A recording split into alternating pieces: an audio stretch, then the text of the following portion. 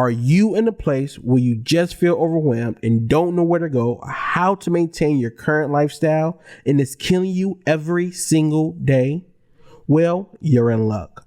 I have the steps you need to help you get your life back on track. Just stay tuned until after the music. You're about to listen to a great episode of the Laz and B Experience podcast. Within this episode, my hope is that you obtain something that will help you find your success. So grab a pen, get your paper, your favorite snack or drink, and really listen to what I have to say. I truly believe it can be what you need to get you to your next level in life. So grab a seat and enjoy the ride, and I'll see you on the other side.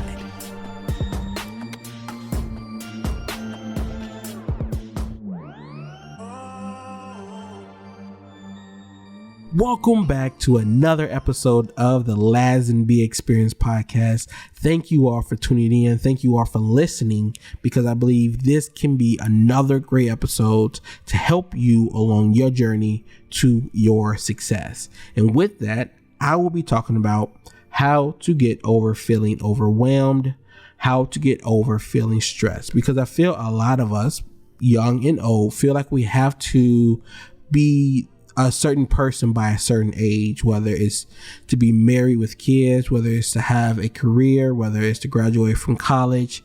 We have to do it by a certain age. And because of that, we might put on more than we can handle or more than we have to handle to try to beat this race or be the best in this race. And of course we all want to be the best, but you don't have to forego your health. You don't have to forego your stress. You don't have to forego being depressed to be the best. You can definitely do it on your own pace in your own race. And with this episode, I'm hoping I can help you figure that out and how to get to that place where you don't have to feel stressed and overwhelmed. But before I get into the main topic for this episode, I have a story time like I do with all my individual episodes. Now, one thing I used to do in high school and when I first started college was to get involved in as many things as I can. In high school, I was in the marching band, I was on a football team, I was on a wrestling team, I was in a choir at church. I was involved in a lot of different things. And when I got to college, I did a lot of that same thing where I was in the marching band, I was in the choir, I was a part of an organization called NASB, the National Society of Black Engineers. I was an RA or a CA, community advisor, within the residence halls. I did a lot of things. And my mom said I get it from her because she also did the same thing when she was younger. Now, it's great getting involved in building your network, but once it starts causing you to be stressed or be stressed out, that's when it can be dangerous. And that's exactly what happened to me. It got to a point where I ended up having to take some time away from school 2 different times. So I ended up leaving school for about a year when I was at NIU or Northern Illinois University, and then currently at IUPUI or Indiana University, Purdue University, Indianapolis. I ended up taking a semester off maybe a year ago. But during those times of feeling overwhelmed, it really made me feel like I was a failure and that something was wrong with me. Now, I still love to get involved in things, but I'm getting better with knowing my boundaries and saying no. I'm starting to realize I don't have to get involved in everything, and I don't have to stay involved forever. And with this episode, I hope I can do the same for you with the 5 steps I believe can help you stop feeling overwhelmed and to live a more stress-free life. Now, let's get into this main topic. Now, I say this in almost all of my episodes, and I'm going to say it again for those who might be listening for the first time. These are things that help me and continue to help me. They are not perfect and will not be for everyone, which is fine. So take everything I say with a grain of salt and use what works for you and basically disregard everything else. So with that being said, let's start with the first step, which is to recognize what is making you feel overwhelmed in the first place. Are there certain things you do throughout your day, throughout the week, or throughout your month that gets you stressed? Do you feel like you are always doing things and never have time for yourself or to do the things that you like? Do you have people in your life that whenever they're around, your stress levels automatically go up? Now, if you don't know, my suggestion is that you start writing things down, either in a notebook or maybe an app on your phone, and talk about or write down when you start feeling stressed or feeling overwhelmed. When you do this, what you want to write is what you are doing, where you are, who you're with, what time of day it is, what the weather is, and pretty much anything else that you think might be relevant to your situation. And try to be as descriptive as possible. And then I would say do this for maybe a week or so, and then come back to it and try to understand your patterns and understand what are those different things that are making you feel stressed and overwhelmed. Now, I say to do this because this will help you with the next step, which is to figure out what can be left out of your life, at least for now, and what has to stay.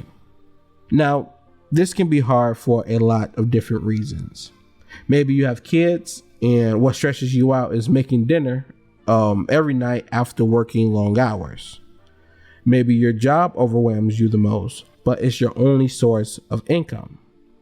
Maybe it's just hard because you love everything you do and don't want to give up on anything. Now, if it seems like you can't get rid of anything, one thing I would suggest is that you stop one thing that gets you overwhelmed for a week and see how you feel after that. Now, if that goes well, take away another thing that's making you feel stressed and overwhelmed for the next week, and you keep adding on until everything that is causing you stress or making you feel stressed is removed from your life.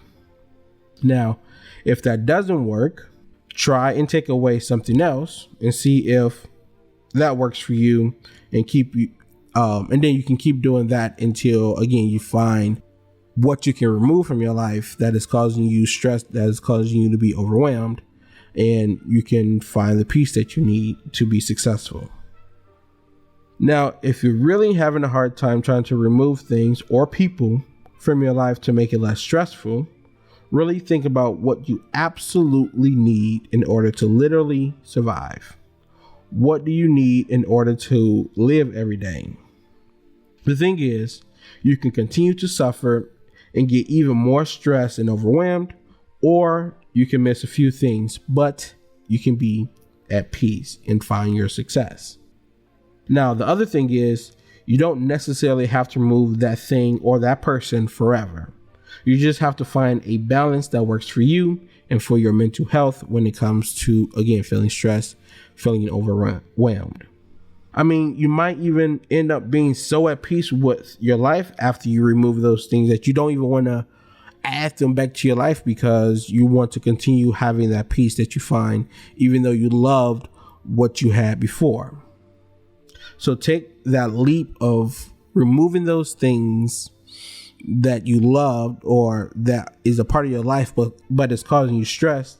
And then you can adjust as you go when you kind of find that sweet spot for you to be able to continue doing the things you love, being able to continue to grow, being able to continue finding your success, but also being able to be at peace, not being stressed, not being overwhelmed. Now, if what's stressing you out is something you need to have to survive, like a job, it might be time. Matter of fact, it is time for you to find another one. Now, of course, it's easier said than done, but during your free time, during lunch breaks, the weekends, whenever you have time, continue searching until you find an opportunity that works for you. And I don't think, at least in my opinion, there's anything wrong with job hopping, especially if it has something to do with your mental health and feeling stressed and feeling overwhelmed. Because your mental health is very important when it comes to your success and when it comes to your life. And the thing is, when you're searching for a job or searching for a career opportunity, make sure you are asking the questions that can give you the answers to understand if that's going to be a job, another career, another company that causes you to have stress too. Because, I mean, again, I don't think there's anything wrong with job hopping, but you don't want to have to continue finding a new job every year, every 6 months or so, just because you're feeling stressed. Make sure that when you're in the interview, make sure for those first couple of days, make sure when you're doing your research that you are looking for things that are causing you stress in your current job, so you can make sure you don't go into that same environment for your next job or for your next career opportunity.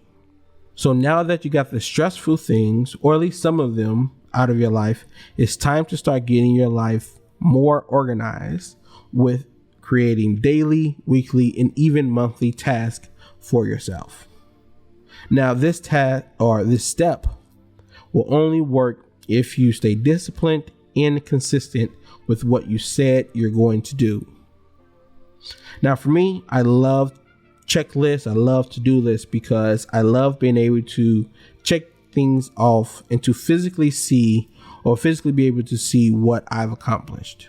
Now, keeping yourself organized and knowing what you're going to do can help you have more control over your life. Now, the trick is to not overdo it or schedule more than you can handle. And it's okay to schedule free time or fun time for yourself and time for you to hang out with friends and family, or just to relax and watch Netflix and play video games.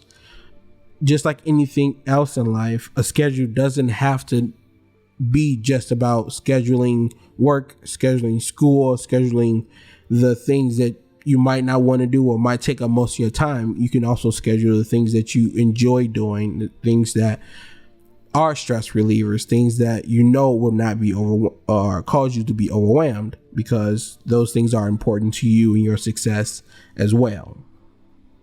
As you get used to having a to-do list, you can start feeling comfortable with your list and what you're accomplishing. You can begin to add some things you removed, if and only if it's something you really wanted to do or keep in the first place. Maybe it's something that you really enjoy, but you knew you had to remove it so you can find this piece that you're looking for. As you are on your journey, as you are making these changes, if it is something that you want to add back to your list of things that you do, you can do it one thing at a time, because you don't want the risk of getting back to that old routine where you're doing too much and now you're stressed and now you're overwhelmed. I would say after you find that sweet spot, you can kind of pour in or add in a little bit of those things that you were doing at one at a time, just to make sure you're not overwhelming yourself, because maybe you add back to volunteering more than you can handle. You can be like, okay, let me pull back. I can still volunteer, but I can only volunteer 2 hours in a week instead of 4 or 8 hours. Now, to have making a to-do list not be one of the things that add more stress to your schedule or to your life, schedule a time during the day where you can actually sit down and actually make the to-do list. Now, it can be the first thing you do when you wake up in the morning to start your day off on a great note, or it can be the last thing you do before you go to bed to give yourself a head start for that next day. Or it can be something you do in the middle of the day when you have free time to do it. The thing is to find what works for you so you can, again, stay consistent, stay disciplined, and not feel overwhelmed by doing it. Now, this next step is very important and something easier said than done, which is to give yourself grace and be patient with yourself. Now, if you're used to doing something, it may be hard to give it up, even if it's relieving you of stress.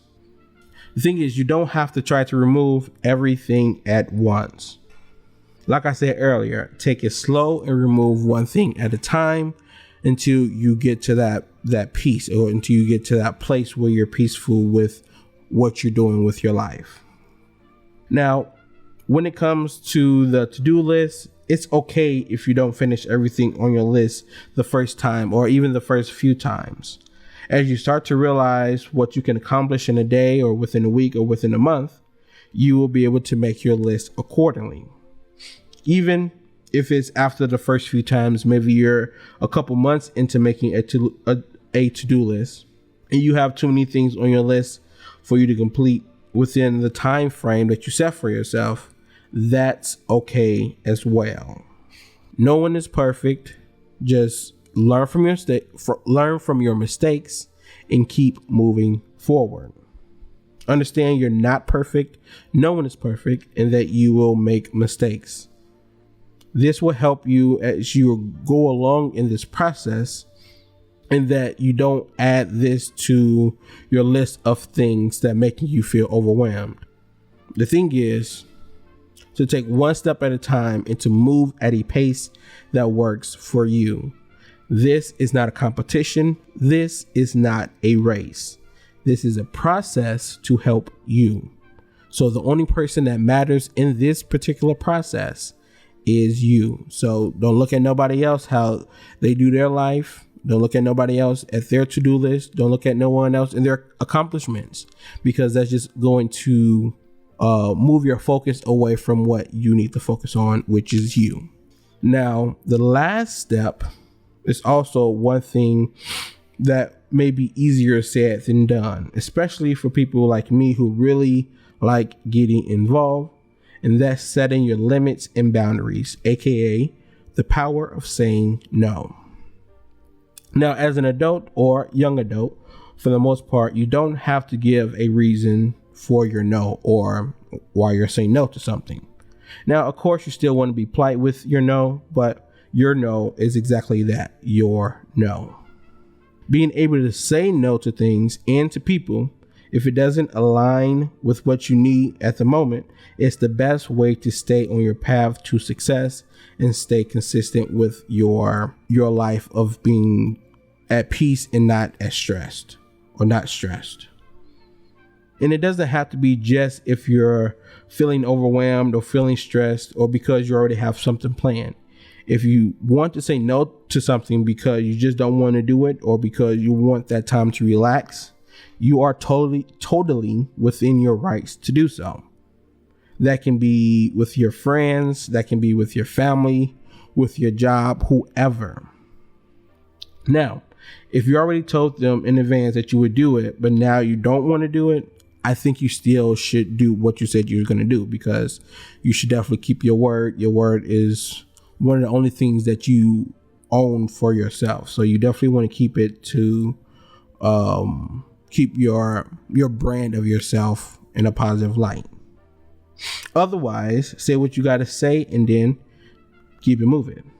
Also understand you saying no to them might give them or will give them a reason to say no to you in the future. And they also might be on this journey of finding their peace too. And they might, even if you did say yes to something to help them with something, and they say no to you for something because it's keeping them within the boundary of keeping their peace and not being stressed, understand where they're coming from as well. It's a two-way street. Now, to potentially keep peace between you and that other person or other people, let them know ahead of time that you're now setting boundaries for yourself, and you won't be able to do a lot of things or all the things with them or for them. Now, you can say they can still ask, but just for them not to be surprised or mad if the answer is no. Because again, this whole process is about you and about keeping you stress-free, overwhelmness-free. I don't know if that's a real saying, but just to make sure that you're on your path to your success. And just like that, those are my tips or steps to help you get over the feeling of being overwhelmed, get over the feeling of being stressed, and have a more peaceful life for yourself. But as you may have guessed it, before you leave this episode, I have a challenge of the week I would love for you to participate in. And with this challenge, I encourage you to go through these steps and see if they work for you.